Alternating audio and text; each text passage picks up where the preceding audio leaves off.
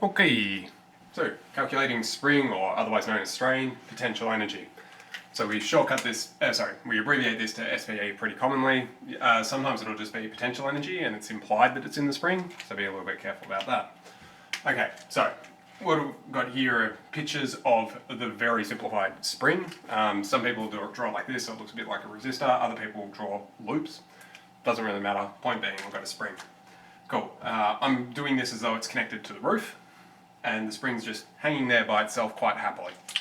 So when it's just there by itself, nothing's happening, that's called its natural length, very commonly. So if you ever say the phrase natural length, it just means nothing's on it, it's just sitting pretty, nothing's happening, it's nice and boring.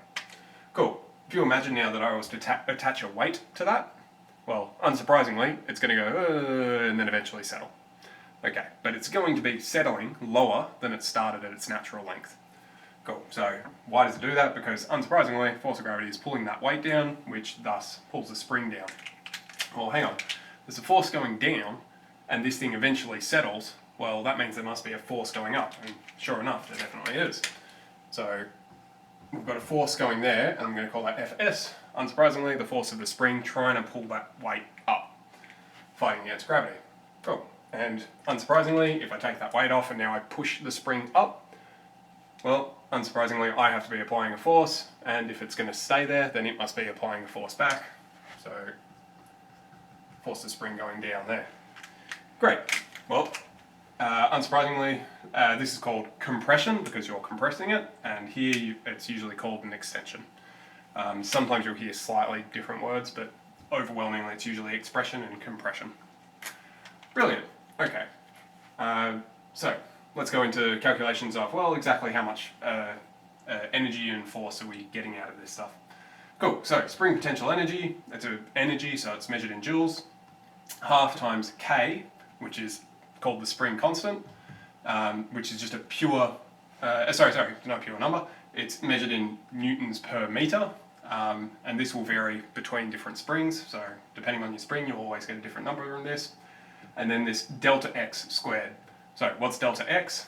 Delta x is how far away from its natural length it is. So its natural resting length. So the distance between here and here, that would be delta x for this scenario. Cool. Similarly, the distance between here and here would be delta x for this scenario. So this one for that one, this one, actually I'll do that on the other side so it actually makes a bit more sense.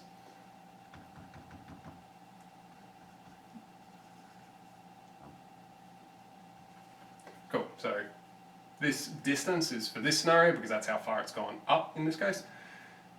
For this scenario, this distance because that's how far it's gone down. Cool. Beautiful, alright. Okay, well, what's going on here a little bit? Well, I've got a force. I'm going to be multiplying by delta x and by the spring constant. Okay, fine. The only thing to note is that you have this negative involved because if I extend the spring this way, then the force of the spring is not pushing in the same direction, it's pushing in the other direction, or pulling in the other direction. So that's the only thing to be careful of. That's all the negative does, it just takes care of your direction of the force. That's it. Okay. Well, how can we figure out what these spring constants are? Right, so I've got a couple of springs here, a green spring, a blue spring, and a red spring. Before we figure out what K is, I'll explain what this orange stuff is. We can do that first. So spring constants are called spring constants because they're constant. However, in reality is never that neat. Instead, these are constant more or less. Until you get to a certain point. So for most of it, it'll be a nice constant, but at some point, it starts to break the spring. It'll start to deform it. So you'll actually put so much energy into this thing that it starts to lose its cohesion. And that's what these orange bits on this graph are. It's saying, oh, hang on, this is not going as well anymore. And eventually, you pull it far enough, eventually it'll break, and that's what those little crosses are for. So all that orange stuff, we're not worried about that. We're worried about when this thing works. Okay, great, so I've got 3 different springs. Well, our spring constant is newtons over meters. So for each of these we can calculate out our spring constant. So for the green guy, we've got, okay, I pulled it 3 newtons, so I've got 3 over, I've got 10 centimeters, so 0.1, so I've got a spring constant of 30. Brilliant. All right, for this guy, I've got 7 over 0.7, so I get 10. Is that right? Divide by this, yes. Yeah, yeah, yep. And for this guy, we've got 10 newtons per 3 centimeters, which is some terrible number. Which is what, 33? And did I do that one the wrong way? Probably. 3 divided by 0.1. Oops. No, that's right. 7 divided by 0.7. Yep, that's 10. And 10 divided by 0.03 is 333.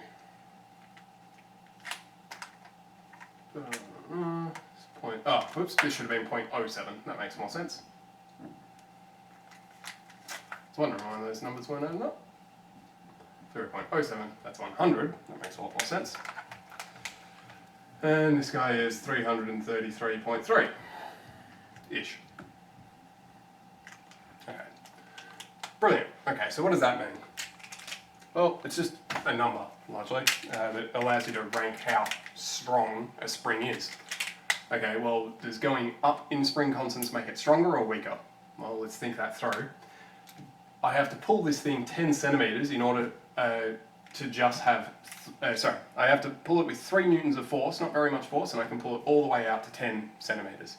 Whereas this one, I have to apply 10 newtons of force to get just 3 centimeters. This one's a lot harder to pull out, so this one is strong. And this guy is weak.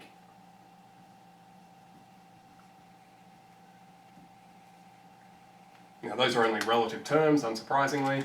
Depends what you're comparing to. So that's that. Oops. Okay, so we've got all that. Brilliant. Okay. Next bit. We want to calculate some spring potential energy in these guys. So let's go the spring potential energy for the green one.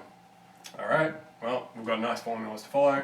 A half, multiply, spring constant, 30, multiply delta x squared. Okay, so always these should start at 0, so we can just read it straight off. Make it sure that we're actually keeping it in the right units because it's centimeters, SI units, 0.1 squared. Cool, gives us whatever it is.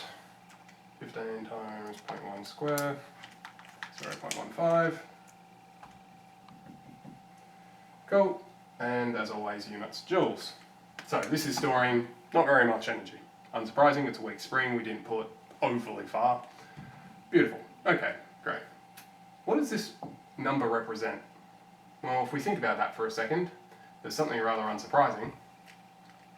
This K, that was just the force divided by the displacement. Well, in other words, that's the rise over the run. So we can just think of this spring constant, that's essentially just the gradient on these force distance diagrams. Okay. So I've got the gradient, which is rise over run, which is force over distance, multiplied by distance squared. So if I've got a half multiplied by the gradient, which is the force over the distance, multiplied by distance squared, then I'm going to get a half multiplied by force multiplied by distance, because that will cancel out one of those. Okay, well, this is a half times how high this thing is multiplied by how wide this thing is. And that formula should most certainly look familiar. Well, that's the area of a triangle. What triangle is this? Height, width of force, distance. That's this area in here. So, if you want to know how much energy is stored in a spring, but you don't know some of the figures, if you've got some graphical output, you can just go, oh, I can just take this triangle, we're all sweet. So, similar story. If we try to do spring potential energy for the blue boy, we're going to have 7 and 7, so we've got a half times 7 times 7, or alternately, so 49 on 2 gives me 24.5 joules, or alternately we could do it the other way, half by k was 100, multiplied by displacement, which is 0.07, squared, will equal the exact same. And we'll just make sure that I haven't made a typo. Times 0.07 square. Yep, wait. 0.07 square times, yes. Oh, did I do a divide error? Oops. These should have been in meters. Always convert your units. 0.07 times 0.07 times 7. Which way around did I have this? This is, where am I? Is K, which I had, oh sorry, I'm doing this by this. And I said I would do height first. Height is 7, width is 0.07. Cool, that's all fine. So we get 0.245 and 0.245 joules. Beautiful. And just for the sake of completeness, why not?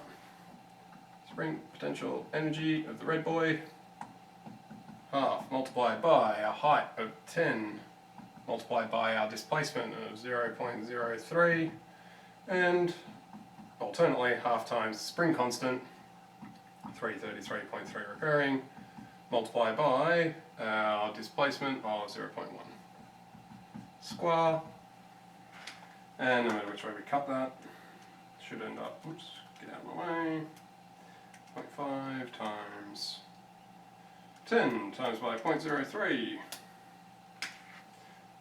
0.15 joules, and 0.5 times 333.3 times 0.1 square. Oops, did I do that again? No. 0. Did I type that in wrong? Oops. 1 squared is 0.03 squared, silly. Let's try that again. So 0.5 times 0.5 times 333.3 multiplied by 0.03 square gives me 0.15 exact. 0.1499, but we know what that's going to round up to. Beautiful. Now, something that I wanted to point out. Depending on how far you pull this thing, you can end up with less area and less energy under this curve. Ooh, that was a bad straight line. Under that curve, or straight line, as compared to this guy. So you have to be a little bit careful about shortcuts, but if you have them being pulled the same distance, then whatever has the strongest spring constant, the highest spring constant, will always be storing the most energy. If you're storing the same energy, then the distance will go down with the spring constant going up. So in other words, if you are going to pull it only with 3 newtons of force, then you're only going to be able to pull the strongest one a small distance, the weakest one the longest distance. And that's that. Beautiful. Yes. That's that. So that's 7.3. Cool. It's pretty easy stuff. All this stuff is very easy to remember as well, because this is looking a lot like half mv squared. It's got a lot to do with just the calculus of everything as well. But easy to remember. The only thing that usually trips people is this minus, just keeping track of which direction your forces are in. Dealing with these areas under the curves, that's all pretty old hat at this point, so it's not too bad. And so long as you're allowed to assume that it's an ideal spring, you've got these nice straight lines, life's very easy. Typically you won't be asked anything about this unless it's in a purely theoretical standing, no actual calculations. Cool, so that's 7.3, and that's it. Email me if you've got questions. Cheerio.